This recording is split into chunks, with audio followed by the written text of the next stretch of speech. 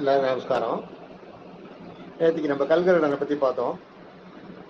அந்த கல்கருடனை செஞ்சது யாரு, அதுக்கு எப்படி அந்த ஒரு தன்மை, அந்த தன்னுடைய எடையை இழக்கும் தன்மை எப்படி வந்ததுன்றதை பற்றி இன்னைக்கு பார்ப்போம்.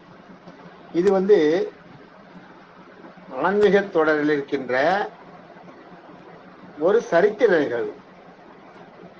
ஆன்மீக தொடரில் இருக்கிற ஒரு சரித்திர நிகழ்வு இது. நம்ம முன்னாடி பார்த்தது புராணம், இப்ப பார்க்கறது வரலாறு. இது ரெண்டையும் மனசில் வச்சுங்க. ஆனா வரலாறு ஆன்மீகம் சார்ந்த வரலாறு. அந்த இது நம்ம இப்ப பார்க்கும்போது தெரியும் உங்களுக்கு, விஞ்ஞானம் எந்த அளவுக்கு அந்த காலத்துல ஆன்மீகத்தோடு கலந்து இருக்குன்றது தெரியும். இவங்களுக்கு எவ்வளவு விஞ்ஞானம் தெரிஞ்சாலும் அந்த விஞ்ஞானத்தை வெளிப்படுத்த தெரியாம கஷ்டப்பட்டிருக்காங்க. காவிரி கரை ஓரம் எல்லாம் தொடர்ந்து காவிரி கரை ஓரமாவே இருக்கிற எல்லா கோவில்களுக்கும் கோவிலை கட்டி கோபுரம் கட்டி திருப்பணி செய்து கோவிலுக்கு கும்பாபிஷேகம் பண்ணி வச்ச பெருமை கோச்சங்கட் சோழன் ஒரு சோழராஜா. காலம் கிபி 600ல இருந்து 200க்குள்ள கரெக்டா வரையறுத்து சொல்ல முடியல இவங்களால. 600ல இருந்து 800க்குள்ளன்னு சொல்றாங்க. அந்த 200 வருஷத்துக்கு நடுவில் வாழ்ந்த அரசன். பிற்காலத்துல சோழன் செங்கனான்னு இருந்தவன். அதுக்கப்புறம் செங்கச்சோழ நாயனார் என்று சுத்த சைவ மார்க்கத்துல வந்தவன். இவனை சைவ மார்க்கத்துக்கு கொண்டு வந்தவர் திருநாவுக்கரசர். இது அவருடைய பிற்பகுதி. அவருடைய முற்பகுதி, அவன் இளவரசில ராஜாவா இருந்த காலத்துல அவனுக்கு இந்த காவிரி கரையில் இருக்க கோயில்களை எல்லாம் புனருத்தாரணம் பண்றதுதான் வேலை. அவனுக்கு ஒரு சிற்பி இருந்தான். அவன் தேவசானாதிபதினு ஒரு சிற்பி. இந்த சிற்பி கேட்ட சிற்பக்கலையை கத்துனவன் அந்த ராஜா. கோச்சங்கட் சோழன் சிற்பக்கலை அறிந்தவன். இந்த சிற்பக்கலையை அவன் கத்துக் கொடுத்தது தேவசானாதிபதி என்ற ஒரு ஸ்தபதி. அவர் அந்த சோழர் அரண்மனையில அவர் ஸ்தபதி. அவருடைய வேலையே கோயில்களுக்கு சிற்ப செதுக்கி கொடுக்கறதுதான். அவனுடைய அந்த ஆட்சி காலம் வந்தது. அவன் அரசனானா. சின்ன வயசுல அவர்கிட்ட சிற்பக்கலையை கத்துனான். அவன் அரசனான அப்புறம் அவனுக்கு என்னன்னா, யாராலும் ஒரு எளிதில் உணர முடியாத, எளிதில் செய்ய முடியாத சிறந்த சிற்பக்கலைகளை உண்டு பண்ணி வைக்கணும். காவிரி கரையோரத்துல எல்லா இடத்துலையும் உண்டு பண்ணி வைக்கணும். அவனுக்கு ஒரு தாளாத ஆசை. அந்த மாதிரி ஆசையில அவன் அப்படி அந்த ஆசையை சொல்லி இந்த தேவசானாதிபதிகிட்ட நீங்க எனக்கு அது மாதிரி ஒரு ஏற்பாடு பண்ணணும், மற்றவர்களால முடியாதுன்னு எப்படின்னு அதிசயிக்கத்தக்கிற வகையில ஒரு கோயிலை கட்டணும்னு சொல்லிட்டாங்க. அந்த மாதிரி இதில் காவிரி கரை ஓரமா வந்துருக்கும்போது கும்பகோணம் வரும்போது நாச்சியார் கோயிலுக்கு வர. நாச்சியார் கோயில்கிட்ட வரும்போது அப்ப நாச்சியார் கோயில்கிட்ட வரது அப்புறம் முதல்ல தேவசானாதிபதி கிட்ட போய் கேட்கிறார். தேவசானாதிபதி என்ன பண்றாரு, சின்ன 16 வயசு பையன் மொத்தம் 32 சிற்ப கலைகளையும் 18 உபநூல்களையும் 32 சிற்ப நூல்களையும் 18 உபநூல்களையும் எல்லாத்தையும் எல்லாத்தையும் கல்லுக்கு உயிர் கொடுக்கக்கூடிய யந்திர சர்வாஸ்னு ஒரு மந்திரம். யந்திர சர்வாஸ்னு மந்திரம். அதுதான் அதை சொல்லிதான் உங்களுக்கு வியாபாரம் மட்டும் கண் திறக்கிறதுன்னு அவங்க பாருங்க. கண் திறக்கும் போது யந்திர சர்வாஸ்னு அந்த ஸ்லோகத்தை சொல்லி அந்த மந்திரத்தை சொல்லிதான் அதுக்கு உயிர் கொடுப்பாங்க அந்த சிலைக்கு. அந்த மந்திரமும் தெரிஞ்சவன். எப்படியாப்பட்ட இடத்துல எந்த இடத்துல சிற்பக்கலையில எந்த மாதிரி கலையிலேயே வல்லவன். இவனை நான் உங்களுக்கு தானமா கொடுக்குறேன், தத்தா கொடுக்குறேன். ஆனா அவனுக்கு உரிய மரியாதை கொடுக்கணும். அவருக்கான எல்லா வசதிகளும் பண்ணி கொடுக்கணும். அவன் உங்களுக்கு தேவையான எந்தெந்த இடத்துல நீங்க கோவில் கட்டணும்னு இருக்கீங்களோ அந்த இடத்துல கோவிலுக்கெல்லாம் சிற்பம் பண்ணி கொடுக்குற வேலையை அவன் செய்வான் அப்படின்னு சொல்லி அந்த மயூர சன்மன் ஒரு சிற்பி, இளம் வயது சிற்பி, 16 வயசான சிற்பி, அவனை இந்த கோச்சங்கட் சோழன் கூட அனுப்பி வைக்கிறார். அவங்க 2 பேரும் வராங்க. சோழராஜா தஞ்சாவூருக்கு வரும்போது வழியில இந்த நாச்சியார் கோயில்கிட்ட வராங்க. நாச்சியார் கோயில்கிட்ட வரும்போது மயூர சன்மன் பாக்குறான். அங்க ஒரு மலை இருக்கு, சின்ன மலை. மலைன்னா மலையா இல்ல, ஒரு மேடு. அந்த கல்லை பார்க்கும்போது சிற்பத்துக்கு ஏற்ற கல்லுன்னு அவருக்கு தெரிஞ்சு போகுது. அவன் சிற்ப ஜோதிடம் அறிஞ்சவன் இல்லையா. கல்லை பார்த்த உடனே இங்க இந்த இடத்துல இருக்க ஒரு கோவில்ல, அங்கதான் அந்த நாச்சியார் கோயில்ல அந்த சீனிவாசன் சன்னதி. நேற்று சொன்னேன் பாருங்க, பிரத்யும்னன், அனிருத்தன் 5 பேர் இருக்கிற, வாசுதேவன், அவங்க 5 பேர் இருக்கிற அந்த கோவில் இருக்கு. இந்த கோவில்ல இந்த ராஜா சொல்றான், கோச்சங்கட் சோழன் சொல்றான், இந்த கோவிலுக்கு ஒரு கருடனை செஞ்சு கொடுக்கணும்னு எனக்கு ரொம்ப ஆசை. முன்னாடியே பெருமாள்லாம் இருக்கா, உள்ள கருடனே இருக்காரு. கருடன் கருடன் சன்னதியா இருக்காரு. இந்த இடத்துல ஒரு கருடனுக்கு ஒரு தனி மகிமை உள்ள கருடனுக்கு ஒரு சன்னதி அமைச்சு கொடுக்கணும்னு எனக்கு ஆசை அப்படின்னாரு. அதான் இவன் சொல்றார். உடனே இந்த கோச்சங்கட் சொல்றான், அந்த இவன் சொல்றான், மயூர சன்மன், நான் பண்ணித்தரேன். இங்க இருக்கிற கல்லை பார்க்கும்போது இதுக்கான கல் இருக்கு. எல்லாரும் அதிசயிக்கத்தக்கிற மாதிரி ஒரு கருடனை நான் உங்களுக்கு தயார் பண்ணி தரேன் அப்படின்னு சொல்லிட்டு அங்க இருக்கிற அந்த கல்லோட தன்மையை பத்தி சொல்றான். இங்க இருக்கிற கல்லுகள்ல இங்க இருக்கிற இந்த கல்லுல நீரோட்டம் இருக்கு.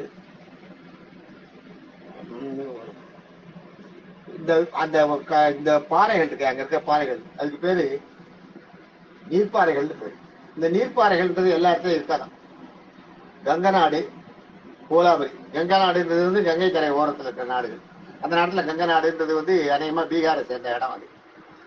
அந்த இடமும் கோலாபுரின்றது எங்கன்னு தெரியல. கோலாபுரி நான் அப்புறம் என்னன்றது அசெப்ட் பண்ணி சொல்றேன்.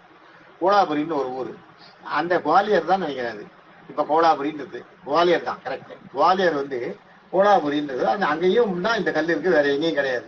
அந்த கல் அந்த இடத்துல இருக்கு. அந்த சின்ன மலை மாதிரி மேட்டு தரையை தட்டி பார்த்துட்டு சொல்றான் இந்த கல் இருக்கு. இதுக்கு பேர் நீர்ப்பாறைகள் பேரு. இதுக்கு இந்த பாறைகளுக்குள்ள நீர் பூந்து செல்லும். நீர் சென்ற தடயமும் இருக்கும், வழி சென்ற தடயம். அதை எடுத்து சுத்தப்படுத்தி அதுல சிற்பத்தை செஞ்சு அந்த நீர் வழியை கரெக்டா கண்டுபிடிச்சு அதை சரி பண்ணோம்னா இந்த கற்களுக்கு சுவாசம் உண்டாகும். சுவாசம் உண்டானாலேயே கற்களுக்குள்ள, அதாவது சுவாசத்துக்கு கற்களுக்குள்ள காத்து புந்து வருது. அந்த சுவாசம் உண்டானாலேயே அந்த கற்களுக்கு எதிர்வினை ஆற்றும் சக்தி வரும். இதுதான் சூத்திரம். எதிர்வினை ஆற்றும் சக்தி வரும். அந்த எதிர்வினை ஆற்ற சக்தி வரும்போது நான் அதுக்கு நம்ம உயிரும் ஊட்டோம்னா இதனுடைய இந்த சிற்பக்கலையில இது புவியீர்ப்பு சக்தியை எதிர்த்து செயல்பட வைக்க முடியும், என்னால பண்ண முடியும், நான் பண்ணித்தரேன் அப்படின்னு சொல்லிட்டு வேலையை ஆரம்பிக்கிறேன். அதுக்கப்புறம் அதுதான் யந்திர சர்வாசத்தை அந்த உயிரை விட்டுறது. அது என்ன பண்ணுறதுன்னா நம்ம இப்ப சவுத் போல் நார்த் போல் சொல்றோம் பாருங்க, அதே மாதிரி கல்லுல இருக்கு. அந்த கல் அந்த நீர்ப்பாறைன்றது தான் இப்ப மேக்னெட்டிக் ஸ்டோன்றா இல்லையா, அது இந்த மேக்னெட்டிக் ஸ்டோன் ஒரு மலையாவே இருந்திருக்கு, காந்தக்கல். அந்த மலையை, அந்த கல்லை எடுத்து அந்த கல்லுடைய தென்துருவம், அந்த கல்லுடைய தென்துருவம் மேல் நோக்கி இருக்கிற மாதிரி கீழே அந்த மண்டபம், முதல்ல மண்டபத்தை அமைச்சேன் அந்த கருடாளர். அந்த கல்லுடைய தென்துருவம் மேல் நோக்கி இருக்கிற மாதிரி வச்சு கருடருக்கு மண்டபத்தை அமைச்சேன்.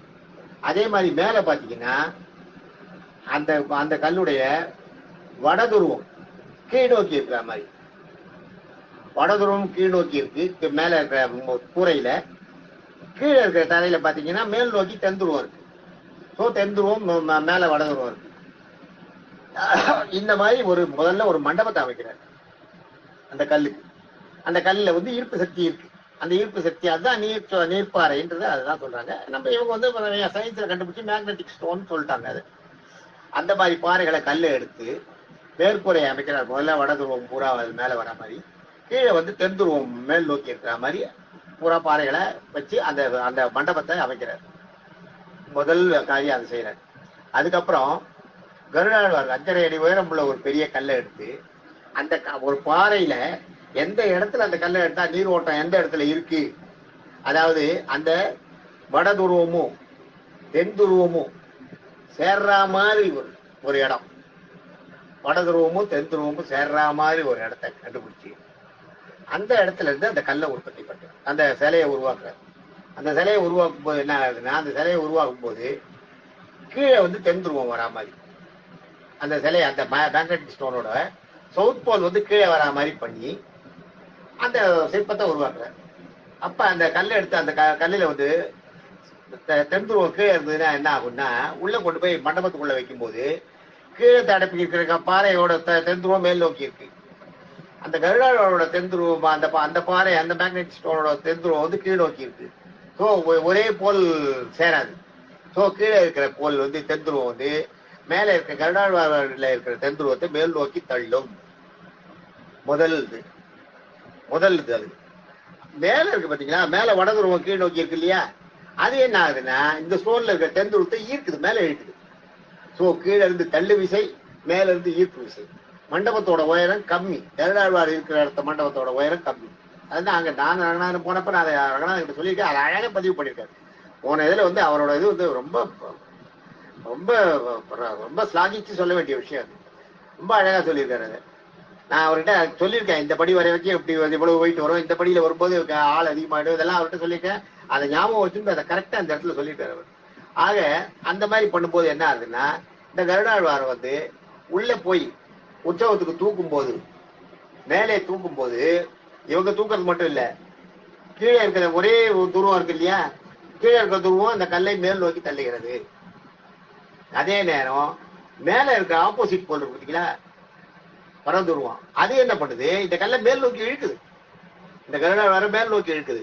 ஸோ இவங்க 4 பேர் தூக்கும் போது அந்த கல்லு லிஃப்ட் ஆயிடும், அந்த கருடாழ்வார் லிஃப்ட் ஆயிடுறாரு.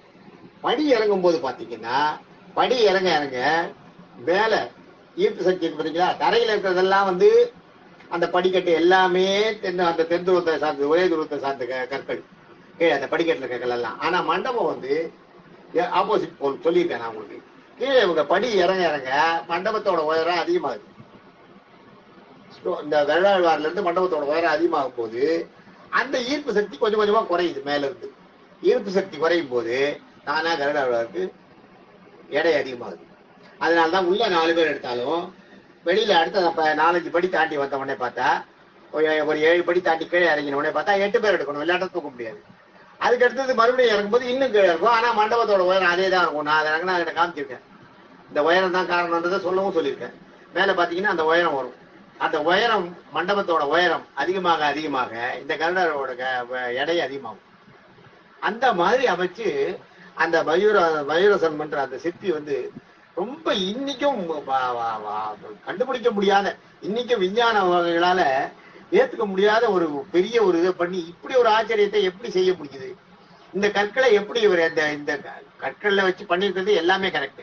ஆனா இந்த கற்களோட துருவம் இதுதான், வட துருவம் இந்த பக்கம் தான், தென் துருவம் இந்த பக்கம் தான். வெறும் ஒரு மேக்னெட்டை உங்க கையில கொடுத்துட்டு வேற எந்த இரும்புமே கொடுக்காத, வெறும் ஒரு மேக்னெட்டை உங்ககிட்ட கொடுத்துட்டு இதுல வட துருவம் எது தென் துருவம் எதுன்னு ஒரு கல்லு மாதிரி கொடுத்தா, ஒரு ஊசி மாதிரி கொடுத்தா வட துருவம் வடக்கு நோக்கி கண்டுபிடிக்கலாம். ஆனா ஒரு கல்லு மாதிரி ஒரு இவ்வளவு பெருசு ஒரு உருண்டையா ஒன்றை கொடுத்துட்டு அதுல வட துருவம் எது தென் துருவம் எது கண்டுபிடிக்க முடியுமா? அது இன்னைக்கு விஞ்ஞானிகளோட கண்டுபிடிக்க முடியாத போகுது. கல்லையெல்லாம் ஆராய்ச்சி பண்ணி கண்டுபிடிச்சிட்டாங்க இது வந்து இதுல வந்து ஈர்ப்பு விசை இருக்குன்னு. ஆனா எதிர்வினை ஆற்றக்கூடிய விசை எந்த சைடுல இருக்குன்றதை கண்டுபிடிக்கிறதுக்கு இன்னைக்கும் விஞ்ஞானிகளால முடியல, இன்னைக்கும் முடியல. அந்த மாதிரி ஒரு அமைப்பை உண்டாக்கி அந்த மாதிரி ஒரு மண்டபத்தை கட்டி பாத்தீங்கன்னா, நீங்க இன்னைக்கு நாச்சியார் கோயில் போனீங்கன்னா படியேறி மேல போற மாதிரி தான் இருக்கும். மேல் மண்டபம் ஒரே அளவா தான் இருக்கும். அந்த மண்டபத்துல வரும்போது பாத்தீங்கன்னா ஒரு 5-7 படி இறங்கினோடனே மேல் மண்டபம் கொஞ்சம் உயரமா இருக்கும். அதுக்கு அடுத்தது இன்னொரு 7 படி இறங்கும்போது பார்த்தா மேல் மண்டபம் இன்னும் கொஞ்சம் உயரமா இருக்கும். ஸோ கருடாழ்வாரை ஈர்க்கிற சக்தி வந்து அங்க குறையுது. அப்ப கீழே 8 பேர் இருந்தது 16 பேர் 32 பேர் வாசல்ல வரும்போது மண்டபமே முடியாது, வெளியே வந்தோம். திறந்த வெளியே வந்த உடனே 128 பேர் தூக்கி வச்சாதான் சப்பரத்துல வைக்க முடியும், கருடாழ்வார் வைக்க முடியும். கருடாழ்வாரோட ஒரிஜினல் வெயிட் அதுதான், 128 பேர் சேர்ந்து தூக்குற வெயிட் தான் கருடாழ்வாரோட வெயிட்.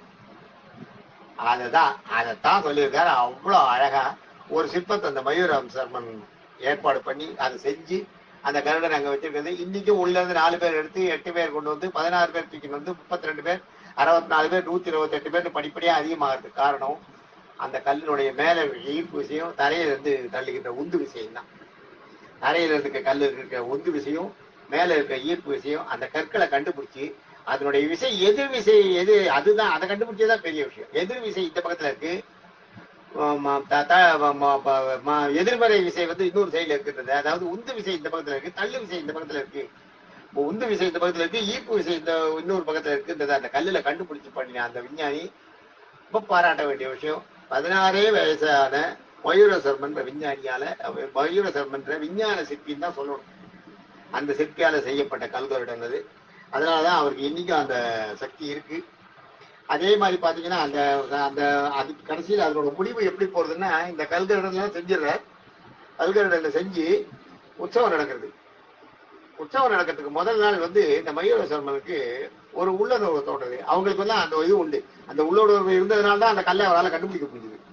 முதல்ல சொன்னேன் இல்லையா, சந்திரமண்ணை வந்து சந்திரமசி கிருஷ்ணம் கேட்டா வரும். சந்திரமசி கையை முனிவர்கள் ரிஷிகள் நீட்டினா கையில சந்திரன்ல இருந்து மண்ணு வந்து கையில வரும். அது மாதிரி இந்த 16 வயசான ஒரு சிற்பக்கலையில ஞானிக்கு தெரியுது அந்த கல்லோட இது என்னன்றது தெரியுது, அதை கண்டுபிடிக்கிறேன். அதே மாதிரி அவருக்கு மனசுக்குள்ள ஒரு உள்ளுணர்வு தோன்றது. இந்த சோழனுக்கு வந்து முடிவு காலம் வருது தெரியும். அதுக்கு முன்னாடி என்ன பண்றாரு, இவர் வந்து ராஜா வந்து இதெல்லாம் முடிவு பண்ண உடனே இந்த செங்கற்சோழன்றது பின்னாடி சோழன் செங்கனா செங்கற்சோழ நாயனார்னு மாறுறது பின்னாடி. அது ஏன் மாறுறான்றது நான் அப்புறம் சொல்றேன், பின்னாடியே சொல்றேன். இன்னொரு 5 நிமிஷம் ஆகும் இது முடியறதுக்கு, கேளுங்க எல்லாரும் தவறாம. என்ன பண்றான் அந்த சோழன் வந்து இவருக்கு எல்லாம் பண்ணிட்டு உங்களுக்கு என்ன பரிசு வேணும்னு கேட்கறான். கேட்கும்போது நான் வேணுங்கிறப்ப நான் கேட்கறேன், ஆனா அந்த பரிசு எனக்கு நீங்க தட்டவே கூடாது, கொடுத்தே ஆகணும். தந்தேன்னு சொல்றான் ராஜா. தந்தே, இப்பயே நான் தந்துட்டேன், என்ன பரிசு கேட்டாலும் தருவேன் அப்படின்னு சொல்லிடுறான். ஏன்னா அந்த அந்த இடையோ அந்த மாதிரி ஒரு சாமர்த்தியமான ஒரு கல்ல ஒரு இதை உருவாக்குறது கருடனை. அந்த கருடனை பாத்தீங்கன்னா உங்களுக்கு அவ்வளவு அழகா இருக்கும். உங்ககிட்ட பேசும் கருடன் பேரு. நாச்சியார் கோயில் கல் கருடன் பேசி பேசும் கருடன். நீங்க எதிர இருந்தீங்கன்னா உங்ககிட்ட பாக்குற மாதிரியே, உங்ககிட்ட கேட்கற மாதிரியே, உங்ககிட்ட பேசுற மாதிரியே இருக்கும். அந்த கருடன் உருவாக்கினது வந்து அந்த மயூரசன் மன்றமும். அந்த இதை வந்து இந்த உற்சவம் வைக்கிறாரு. அதுக்கு முதல்ல வந்து அதுக்கு பாலாலயம் பண்ணிட்டு அதுக்கு உற்சவம் அது வந்து திருவீதி புறப்பாடு வச்சிருக்காரு. அதுக்கு அந்த உற்சவம் பண்ணும்போது என்ன பண்றாரு, திருவீதி புறப்பாடும் போது அப்ப மறுநாள் இப்போ திருவீதி புறப்பாடு எடுத்து உற்சவம் ஊர்வலம் வரப்போறது. கருடன் எல்லாரும் பார்க்க போறா, எல்லாரும் ஆசையா இருக்கா. அந்த நேரத்துல முதல் நாள் வந்து ராஜா வந்து எல்லா ஏற்பாடும் பண்ணி தான் வந்து அந்த கருடனுக்கு முன்னாடி மிகப்பெரிய ஒரு தேர் ஒண்ணு, இவருக்கு ஒரு பெரிய சேரட் அவரோட குதிரை வண்டி ஒண்ணு ரெடி பண்ணிட்டு யானை மேல, சாரி குதிரை இல்ல, யானை மேல அம்பாரி வச்சுட்டு இவர் முன்னாடி முன்னாடி போற மாதிரியும் கட்டி எங்க கட்டிட்டு போற மாதிரியும் பின்னாடி கருடன் வர மாதிரியும் ஒரு பெரிய ஏற்பாடெல்லாம் பண்ணி வச்சிருந்தார். சோழன் வந்து தன் வாழ்க்கையில இது ஒரு பெரிய விஷயம், இது வந்து தன்னுடைய அரசாட்சியில் நடக்கிறது அப்படின்றதே அவனுக்கு தாளம் உள்ள அவ்வளவு ஒரு அவருக்கு மனசுல பேரு கிடைச்சது. அன்னைக்கு ராத்திரி அன்னைக்கு மறுநாள் இந்த சிற்பி என்ன கேட்கறான், ராஜா வரும்போது ராஜா கிட்ட, ராஜா இன்னைக்கு ஒரு நாள் இந்த நாட்டுக்கு நான் ராஜாவா இருக்கணும்னு கேட்கறான். யாரு, மயூரசன்மன். இன்னைக்கு ஒரு நாள் இந்த நாட்டுக்கு நான் ராஜாவா இருக்கணும்னு. இந்த தேர் ஊர்வலம் வர்றதுக்கு வந்து என்னோட ஆட்சியில வந்ததுன்னா அது எப்படி இருக்கும், அதை விட்டுட்டு ஒரு சிற்பியோட இதுல வருதுன்னா எப்படி? அது இதுக்கு எவ்வளவு பெரிய எஃபர்ட் எடுத்து எவ்வளவு பெரிய காரியம் பண்ணி வச்சிருக்காரு இவர். இந்த செங்கோட்டையன் கனவு எவ்வளவு பெரிய கனவு கண்டுட்டு இருக்காரு மனசுல, இந்த இதை நம்ம தான் நடத்தி வைக்க போறோம் அப்படின்னு. அது குடுகுறாரு, உடையிறது. இருந்தாலும் ராஜா அதை வழிகாட்டிக்கல. அந்த சிற்பிக்கு நான் கொடுத்த வாக்கு காப்பாற்றணும்னு வாக்கு கொடுத்து, சரி நீங்க நாளைக்கு ராஜாவா இருக்கும் அப்படின்னு உடனே, நான் ராஜாவா இருக்கும் போது நீங்க சிற்பியா இருக்கணும்னு கேட்கிறேன். நீங்க வந்து என்னுடைய பிளேஸ்க்கு நீங்க வரணும், நீங்க சிற்பியா எனக்கு வரணும் அப்படிங்கிறார். அது ராஜாவுக்கு ஒப்புதல் தான், ஏன்னா சிற்பக்கலையில நிபுணம் இருந்தானே. சரின்ட்டு வந்துடுறாரு. அதே மாதிரி புறப்பாடாரு ஆகி வரும்போது அந்த தேர் சக்கரம் வந்து சக்கரத்துக்கு கிட்ட அந்த ராஜா வந்து சக்கரத்துக்கு பூஜை பண்ணிட்டு நகரும் போது ராஜா தவறி கீழே வந்துடுறார். தேர்கால் ராஜா மேல ஏறிடுது. ராஜான்னா இந்த ராஜா இல்ல, அன்னைக்கு ராஜா யாரு, இவன் மயூரசன்மன் மேல ஏறிடுறது. ஏறி இறங்கின உடனே உயிர் துடிச்சுட்டு உட்காந்துருக்கான். ஐயோன்னு ஓடி வந்து அந்த செங்கோட்சோழன் சிற்பியா இருக்கிற செங்கோட்சோழன் வந்து மணி மேல வச்சுட்டு அந்த ராஜா வந்து அந்த மயூரசன்மனை வந்து புலம்புறான். அப்போ மயூரசன்மன் சொல்றான், நேற்றுக்கு எனக்கு கனவுல இறைவன் சொன்னாரு, எனக்கு ஒரு ஆசிரியரியா சொன்னாரு என் மனசுக்குள்ள, நாளைக்கு இந்த நாட்டுக்கு இருக்கிற இந்த நாட்டுடைய ராஜா காலமாக போறார், இந்த நாட்டுடைய சிற்பி வந்து ராஜாவாக போறான் அப்படின்னு எனக்கு கனவுல வந்து சொன்னாரு. எனக்கு அசிரீதி கிடைச்சது, இறைவனோட அருள் கிடைச்சது. இந்த நாட்டுக்கு நீங்க தேவை, நீங்க இருந்தாதான் இத்தனை கோயில்களை, எவ்வளவோ கோயில்களை இன்னும் எவ்வளவோ புனருத்தாரணம் பண்ண முடியும். எங்களுக்கு செங்கோட்சோழன் தேவை, அதனால உங்களை பலி கொடுக்கறதுக்கு நான் விரும்பல. எனக்கு அது தெரிஞ்சப்பறம் அந்த ரகசியத்தை சொல்லக்கூடாது, தேவ ரகசியத்தை சொல்லக்கூடாது, உயிர் போகும் தருவாயில தான் சொல்லணும். அது யோக சாஸ்திரம் நான் சொல்லிட்டேன் இல்லையா, அது மாதிரி உயிர் போகும் தருவாயில் தான் அந்த ரகசியத்தை சொல்லணும். அதனால நான் நேற்று உங்களுக்கு சொல்ல முடியாது. இதை தவிர்க்கணும்னா இது ஒண்ணுதான் வழி. நான் இல்லாத வேற யாராவது ஒரு ஆளை நீ அந்த இடத்துல மாத்தி இங்க வச்சிருந்தா கூட அவன் இறந்திருப்பான். ஆனா சிற்பி ராஜாவாகன்றது என்ன சொல்லுவாங்க, நான் ராஜாவை என்னால என்ன பண்ண முடியும், சிற்பம் தான் வடிக்க முடியும், நாட்டை ஆள என்னால முடியாது. ஆனா நீங்க நாட்டையும் ஆண்டுட்டு சிற்பக்கலையும் உங்களுக்கு தெரியும், நீங்க இருந்தாதான் அந்த நாட்டுக்கு சரியா இருக்கும்ன்ற அந்த இடத்தை வச்சுதான் நான் வந்து என்னோட உயிரத்தை இது பண்றதுக்கு, என்னோட உயிரிழப்புறதுக்கு நான் சம்மந்தப்பட்டேன். அது தெரிஞ்சுதான் நானே ராஜாவாகணும்னு நினைச்சேன். அன்னைக்கு நான் ராஜாவாயிட்டதுனால, இன்றைய போது நான் ராஜான்றதுனால என்னுடைய உயிர் பிரிந்தது. இன்றைய போது நீங்கள் சிற்பின்றதுனால சிற்பி அரசன் ஆவான்ற வார்த்தைக்கு நீங்க சிற்பி அரசன் ஆயிடுவீங்க அப்படின்னு சொல்லிட்டு அந்த சிற்பி இறந்து போறான். அவனுக்கு வந்து அங்க இவரை வந்து இன்னைக்கும் வந்து அந்த சிற்பியோட அந்த மயூரசன்மனோட இது அங்க எங்கேயும் இருக்குன்னு சொல்றாங்க. நாச்சியார் கோயிலுக்கு பக்கத்துல உள்ள கிராமத்துல குச்சனூர்னு ஒரு ஊர் இருக்கு. குச்சனூர் வர வழியில எங்கேயோ ஒரு கிராமத்துல இன்னைக்கும் அவருக்கு வந்து அந்த சமாதி பண்ண இது இருக்கு. அது ஒரு சின்ன கோயிலாவது மடம் மாதிரி வச்சு பூஜை பண்ணிட்டு இருக்காங்கன்னு சொல்றாங்க. ஆனா இது வரைக்கும் நான் போகல, பார்க்கல. இது தான் இதனோட சரித்திர வரலாறு. இதனோட சரித்திர வரலாறு இன்னைக்கும் ஒரு சாதாரண ஒரு சிற்பியால ஒரு கல்லுடைய நீரோட்டம் இருக்கிற கல்லு, நீரோட்டம் இல்லையா, நீர்ப்பாறைன்னு. இந்த நீர்ப்பாறைன்றதுதான் இவங்க என்ன பண்றாங்க, அதை மேக்னெட்டிக் ஸ்டோன்றாங்க. அது இவங்க மேக்னெட்டிக் ஸ்டோன்றதை அவங்க நீர்ப்பாறைன்றாங்க. அந்த நீர்ப்பாறைன்றதை எப்படி இவங்களுக்கு தெரியுது?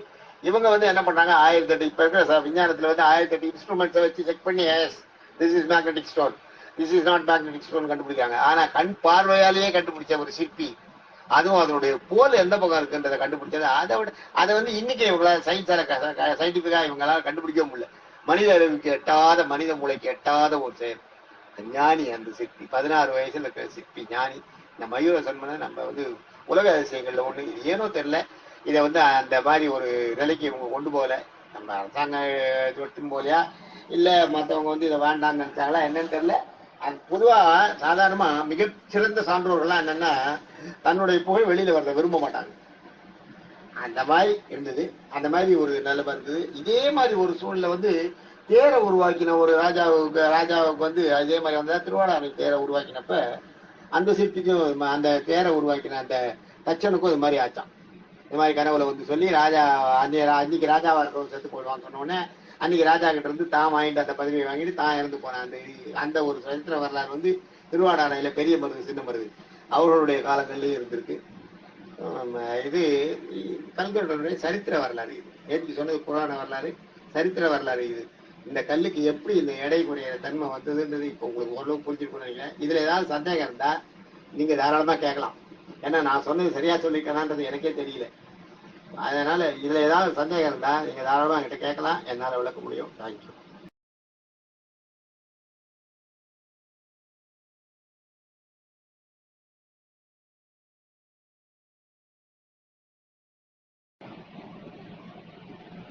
இந்த கோச்சங்கட் சோழன் தான் பின்னாடி சோழன் சேகரானா இருக்கான். இந்த மயூர சர்மன் செத்து போனப்பறம் அவனுக்கு ஆட்சியில விருப்பம் இல்லாத போயிடுது. ஆட்சியில விருப்பம் இல்லாத போய் அவன் செங்கட் சோழ நாயனார்னு நாயனார் ஆயிடுறான். 63 நாயன்மார்கள்ல செங்கட் சோழ நாயனார்னு ஒருத்தர் சைவ மதத்தை சார்ந்து. அவன் சைவம் தான், ஏற்கனவே சைவம் தான். அவனோட உண்டான சைவ மதத்தை சார்ந்து அரச வாழ்க்கையெல்லாம் திறந்துட்டு போயிடுறான். இந்த சிற்பி எப்படி ஆயிடுச்சு, இதெல்லாம் என்ன வாழ்க்கை, அங்க ஒரு ஞானம் வந்துடுது. ஞானம் 63 நாயன்மார்கள் ஒரு நாயன்மார்களா மாறிட்டான். அவன் கட்டியிருக்க கோயில் எக்கச்சக்க கோயில். காவிரி கரை ஓரத்துல இருக்க காவிரி கரையில உங்களுக்கு காவிரி தமிழ்நாட்டுல போடுறது பார்த்தீங்களா, சேலம், அதெல்லாம் ஸ்ரீரங்கத்துல தான் அது சோழ நாட்டுக்குள்ள போடுறது. ஸ்ரீரங்கத்துல சோழ நாட்டுல போடுறதுல இருந்து கும்பகோணம் போய் சேர்ற வரைக்கும் அந்த கரை 2 கரை ஓரத்துல இருக்கிற கோயில்கள் எல்லாமே இந்த கோச்சங்கோட அவனோட நிர்மாணம் தான். அந்த கோயில்கள் எல்லாம், எல்லா கோயில்களுமே ஒண்ணு விடாத அத்தனை கோயில்களையும் நிர்மாணம் பண்ணது கோச்சங்கோன் தான். ஒண்ணு நிர்மாணம் பண்ணிப்பா, இல்லை ஏற்கனவே அந்த கோயிலை அந்த இந்த பண்ணியிருப்பான், பாலாலயம் பண்ணியிருப்பான். அது இது பண்ணியிருப்பான் அந்த கோயிலை. அவன் தான் பண்ணியிருக்கான், வேற யாரும் இல்லை. எல்லா கோயிலையும் பண்ணியிருக்கான். எல்லா கோயிலையுமே ஒவ்வொரு கோயிலையும் செப்பனிட்டு இருக்கான், சீர்திருத்திருக்கான், கும்பாபிஷேகம் பண்ணியிருக்கான். அவன் தான் அந்த கோச்சங்கட் சோழன்ற அந்த அவன் தான், அந்த ராஜா தான். அவன் தான் பிற்காலத்தில் செங்கட் சோழ நாயனார்னு. நாயனார்ல 63 நாயனார்ல அவனும் ஒருத்தன். அவன் திருநாவுக்கரசர் தான் அவனை கொண்டு இந்த சைவ நெருக்கி வீழ்த்து விட்டது திருநாவுக்கரசர் தான். இந்த ராஜாவை இந்த வாழ்க்கையெல்லாம் என்ன வாழ்க்கை, இதுதான் உண்மையான வாழ்க்கைன்னு வாழ்க்கையில இந்த இல் வாழ்க்கையை காப்பிட்டு விட்டுட்டு துறவர வாழ்க்கையை மேற்கொள்ள வச்சு சிவனடியாரம் பார்த்துட்டு திருநாவுக்கரசர் தான். தேங்க்யூ.